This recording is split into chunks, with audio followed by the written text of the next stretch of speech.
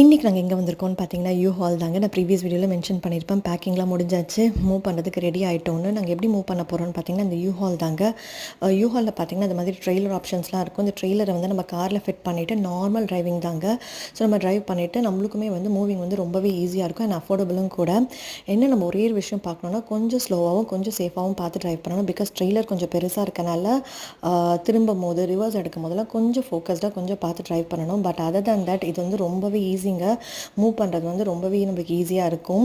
And almost நாங்கள் வந்து reach ஆகிட்டோம். இப்போதைக்கு பார்த்திங்கன்னா இந்த மாதிரி ஸ்டோரேஜ் யூனிட்ஸ் தான் புக் பண்ணியிருக்கோம். ஸோ இந்த மாதிரி ஸ்டோரேஜ் யூனிட்ஸில் தான் திங்ஸ் வந்து வைக்க போகிறோம்.